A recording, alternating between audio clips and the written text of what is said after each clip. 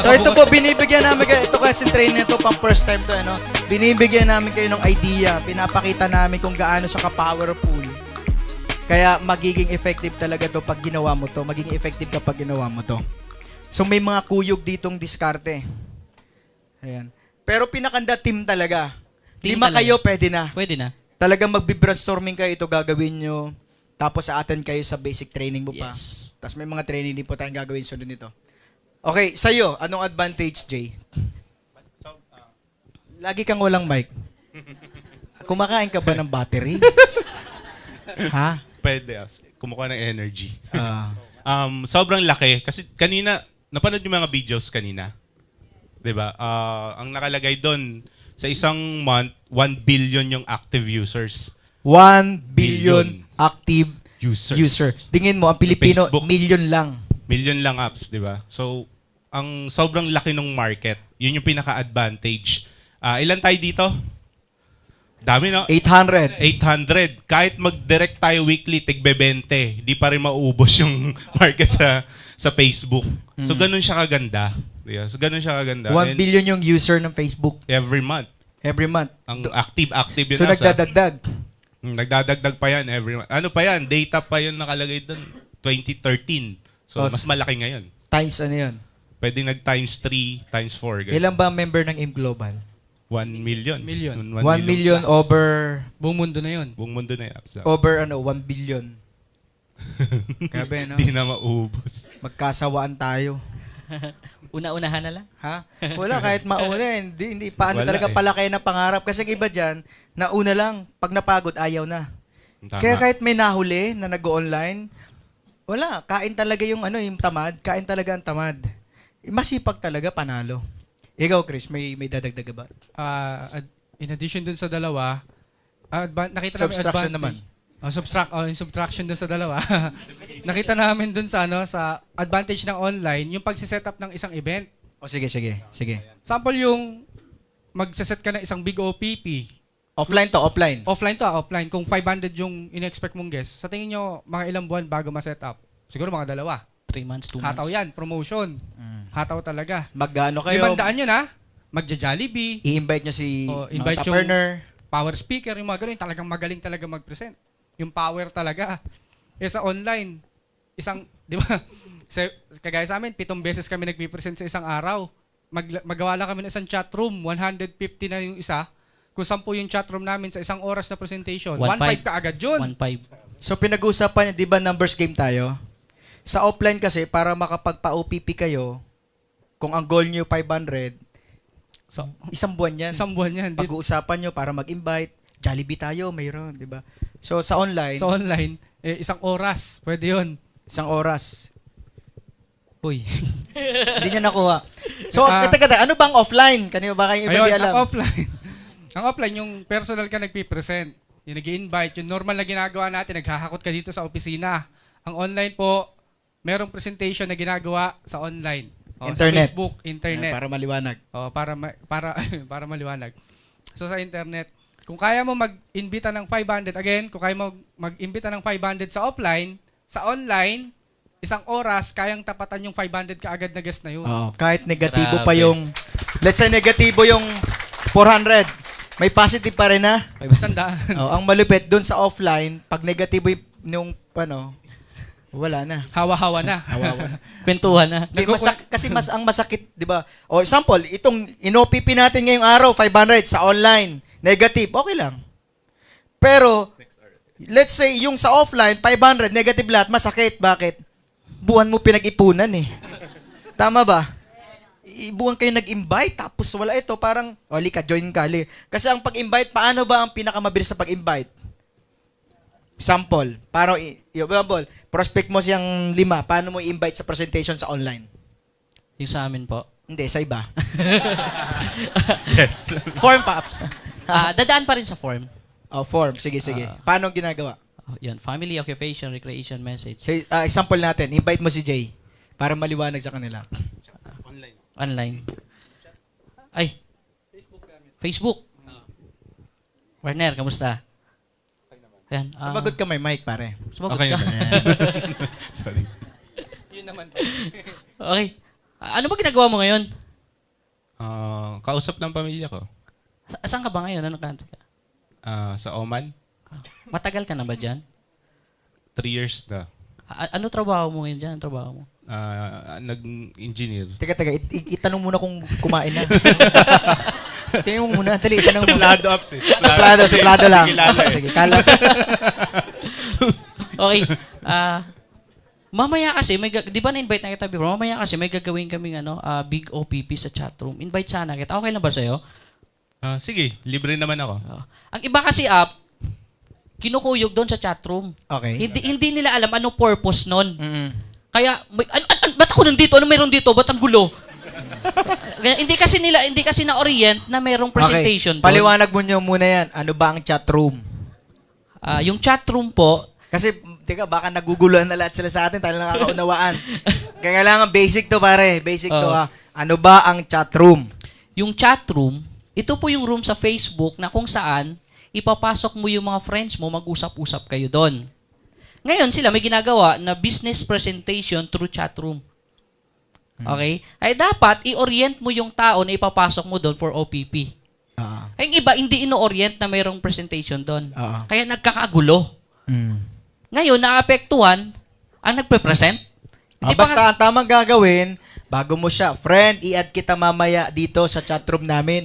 Mayroon kaming presentation na business. Yes. Kung gusto mo, tingnan mo lang. Total mga 5 minutes lang. Ilang minutes lang ba yon? Presentation. aabot siya ng 10 minutes. 10 share it. 10 to 15 minutes, friend. Basahin mo lang kasi ito. Read mode presentation. Tama ba yun? Read mode presentation, babasahin mo lang. May magpipresent doon, basahin mo lang. Tapos kung may mga tanong ka, mamaya balikan mo ako. Doon tayo mag-usap. Doon dito sa chatroom Inbox natin. na. Sa inbox natin. So, ganun. Pero bago mo siya ipapasok doon, ipo-form muna. Ano po ba ang form? Ang form po, tinuturo sa NDO. Tama po. Yun ang tamang pag-tee up sa negosyo.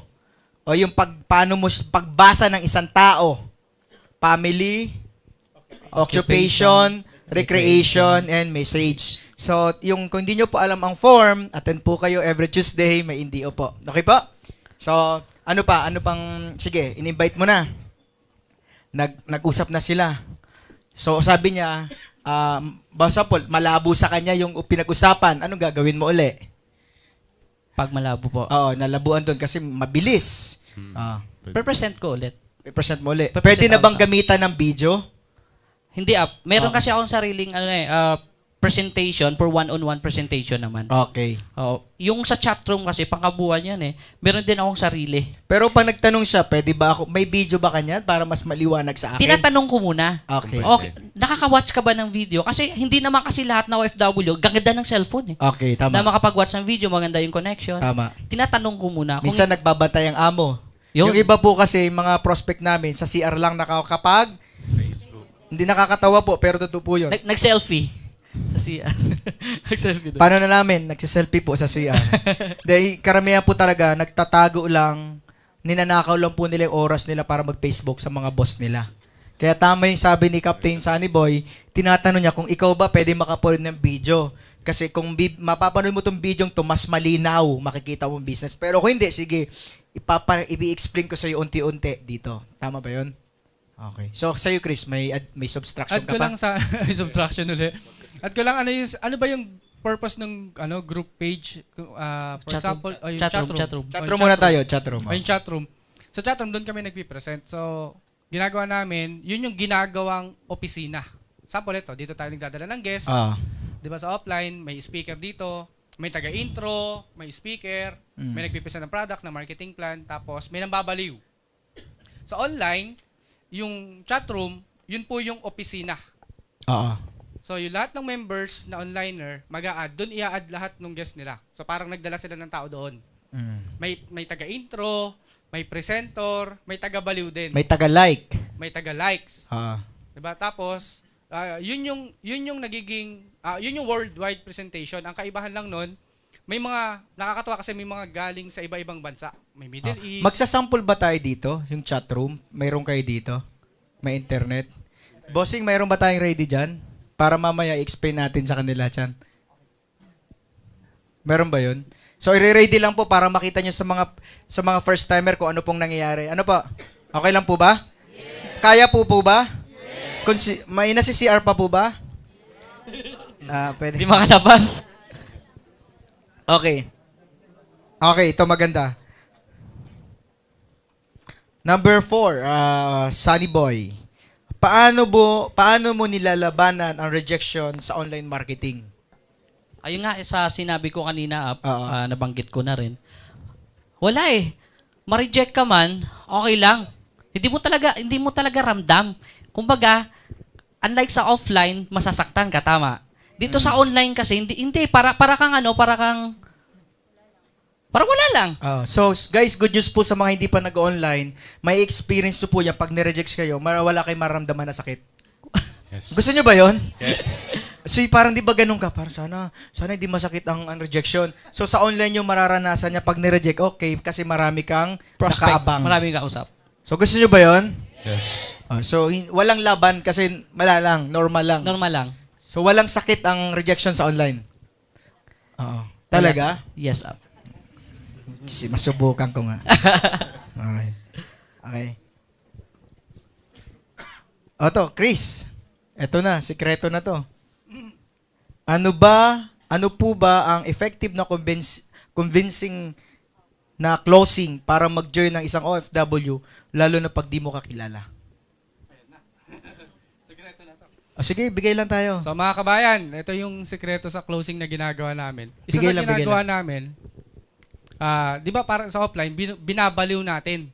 Tama. Naintindihan na nila yung business, gusto na nila, pero nagpapapilit pa ng konti. Di ba may ganon? Na pag binuang mo, lalabas talaga kung sa'yo yung pera.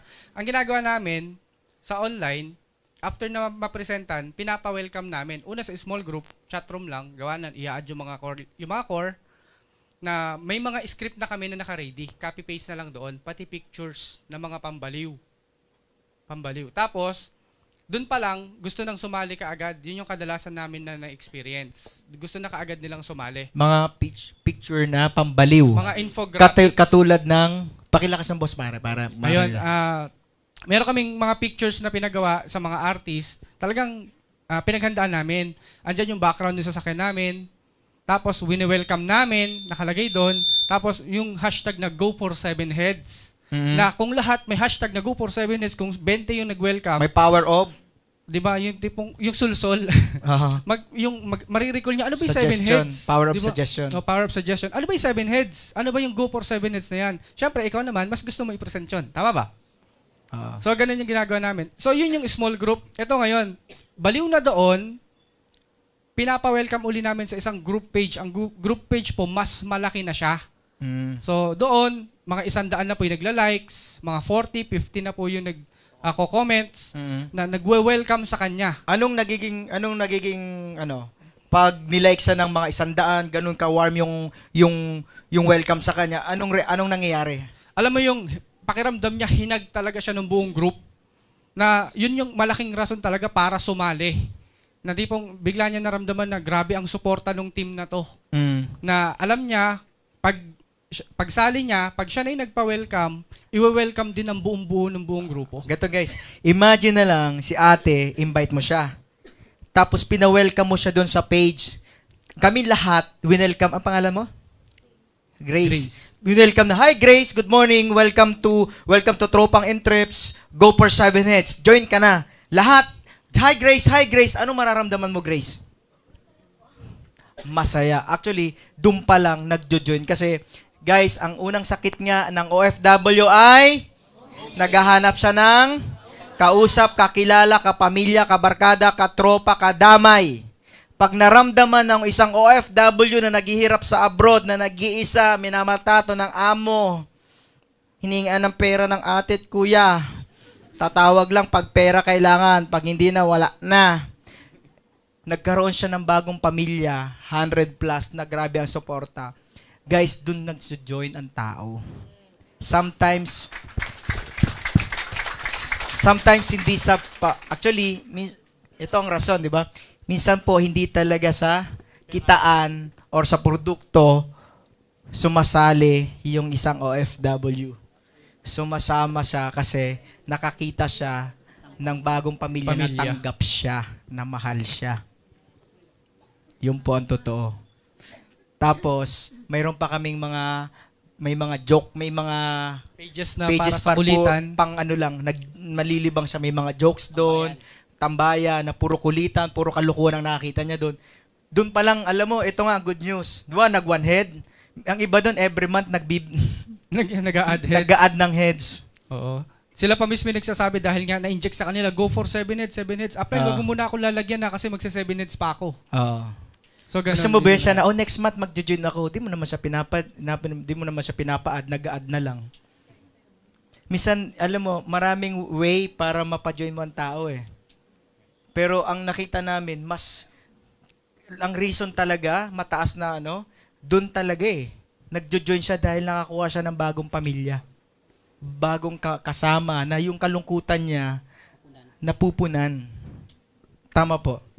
Yun yung science nun. Nung talagang, kaya po kayo, pag nag-online kayo, mag-participate po kayo sa likes and comment na join ka sa amin, sama ka sa amin, tutulungan ka namin. Kasi po, pag ang karma nun positive, di ba? Pag ikaw naman nagpa-welcome, 100 ang mag-welcome, 150 ang magla-likes, natutuwa yung prospect mo.